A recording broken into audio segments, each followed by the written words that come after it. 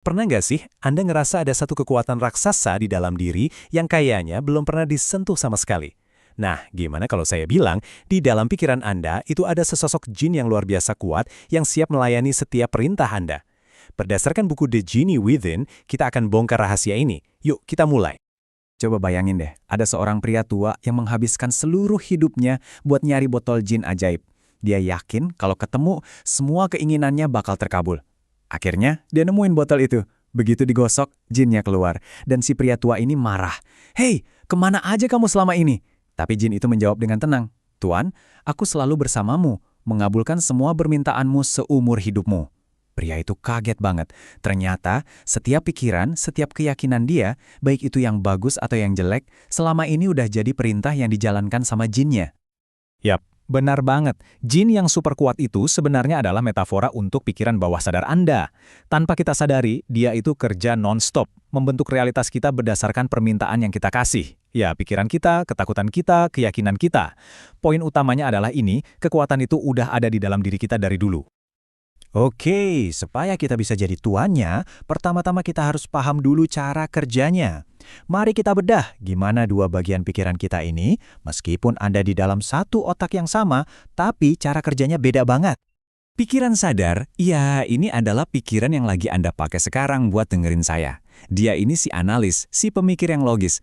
Anggap aja dia itu kapten kapal yang dengan sadar pegang kemudi dan nentuin arah. Nah, kalau yang ini dia nih seluruh kru kapal yang kerja di bawah dek.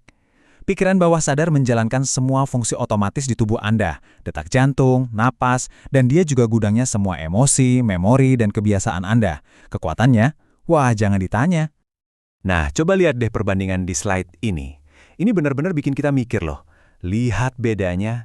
Pikiran sadar kita itu cuma sekitar 8%, dan cuma bisa fokus ke satu hal dalam satu waktu. Sementara, pikiran bawah sadar itu raksasa, 92% yang bisa memproses triliunan hal sekaligus. Memorinya hampir nggak ada batasnya. Jadi, sementara pikiran sadar punya kehendak, pikiran bawah sadarlah yang megang semua kekuatannya. Masih ragu sama kekuatannya? Lihat aja contoh-contoh gila ini. Ada orang yang dihipnotis sampai lupa sama angka 7. Ada juga seorang ibu yang tiba-tiba punya kekuatan super buat ngangkat mobil demi nyelamatin anaknya. Ini bukti nyata kalau pikiran bawah sadar bisa ngasih pengaruh fisik yang dramatis banget. Batasan yang kita punya ternyata seringkali cuma ada di pikiran sadar kita doang. Pertanyaannya sekarang, gimana dong cara kita ngobrol sama raksasa yang super kuat ini? Dia tuh nggak ngerti logika atau kata-kata kayak pikiran sadar. Ternyata dia punya bahasanya sendiri dan kita harus belajar bahasa itu. Jadi, pikiran kita itu beroperasi di frekuensi yang beda-beda. Waktu kita lagi fokus dan waspada, kita ada di kondisi beta. Tapi kuncinya itu ada di kondisi alfa, kondisi rileks, kayak pas lagi ngelamun atau pas mau tidur. Nah, inilah pintu gerbang menuju alam bawah sadar. Disinilah si pikiran sadar yang suka mengkritik mulai tenang, jadi kita bisa masuk dan ngasih perintah ke jin kita. Dan inilah rahasia terbesarnya. Bahasa yang dipahami sama pikiran bawah sadar adalah imajinasi. Waktu Anda membayangkan sesuatu dengan sangat jelas, sejelas-jelasnya, dan penuh perasaan, pikiran bawah sadar Anda akan terima itu sebagai sebuah kenyataan. Buat dia, nggak ada bedanya. Dan inilah kunci buat memprogram ulang semua keyakinan dan kebiasaan Anda. Butuh bukti? Gak usah jauh-jauh, lihat aja efek placebo. Sebuah pil gula bisa menyembuhkan penyakit kalau seseorang percaya banget kalau itu obat asli. Efektivitas placebo itu bisa sampai 90%, tergantung seberapa kuat keyakinan si pasien.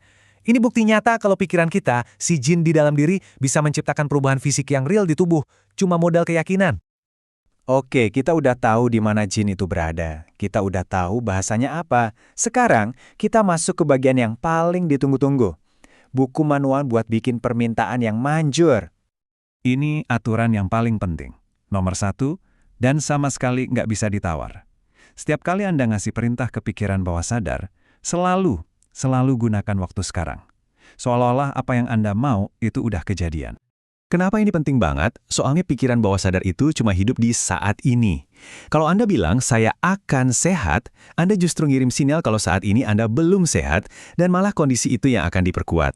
Sebaliknya, dengan bilang, saya sehat, Anda ngasih perintah langsung ke jin Anda buat mulai menciptakan realitas itu. Detik ini juga. Perintah yang datar, dingin, dan tanpa perasaan, itu nggak akan rendang. Anda butuh bahan bakar buat bikin permintaan Anda jadi kuat. Dan bahan bakar itu adalah emosi. Ingat kan, pusatnya semua perasaan kita itu ya di pikiran bawah sadar. Jadi, waktu Anda menghubungkan emosi yang kuat, misalnya rasa bahagia, lega, atau syukur, dengan tujuan Anda itu lagi ngomong langsung pakai bahasanya dia. Rasakan seolah-olah Anda udah berhasil dan jin Anda bakal merespons dengan kekuatan penuh. Nah, ini peringatan penting, namanya hukum upaya terbalik. Kalau Anda berusaha terlalu keras pakai pikiran sadar Anda, pakai kehendak, itu seringnya malah bikin macet. Kenapa? Soalnya usaha yang ngotot itu sering dibarengi sama rasa takut gagal. Pas kehendak Anda, saya harus berhasil. Berantem sama imajinasi Anda. Gimana kalau gagal? Tebak siapa yang menang? Selalu imajinasi. Jadi kuncinya adalah rileks, percaya, dan biarkan terjadi. Jadi, mari kita tarik benang merah dari semua ini. Intinya adalah tentang mengambil alih kendali dan mengubah siapa yang sebenarnya berkuasa di dalam pikiran Anda. Selama ini, sadar atau enggak, banyak dari kita itu udah jadi kayak boneka dari program-program lama kita. Keyakinan tentang uang, kesehatan, atau harga diri yang ditanamkan ke kita pas kita masih kecil, tanpa sengaja jadi perintah yang terus-terusan dijalankan sama jin kita, dan akhirnya membentuk hidup kita sampai hari ini. Tapi, sekarang beda cerita. Sekarang Anda pegang buku manualnya. Dengan paham bahasa imajinasi, kondisi alfa, dan aturan-aturan tadi, Anda bisa berhenti jadi boneka. Anda bisa mulai ngasih perintah-perintah baru yang positif, dan akhirnya jadi tuan dari kekuatan luar biasa yang ada di dalam diri Anda. Jadi ini semua membawa kita pada satu pertanyaan yang sangat kuat. Setelah Anda menyadari ada kekuatan tak terbatas yang siap melayani Anda di dalam diri, apa yang akan Anda pilih untuk diciptakan dalam hidup Anda mulai hari ini?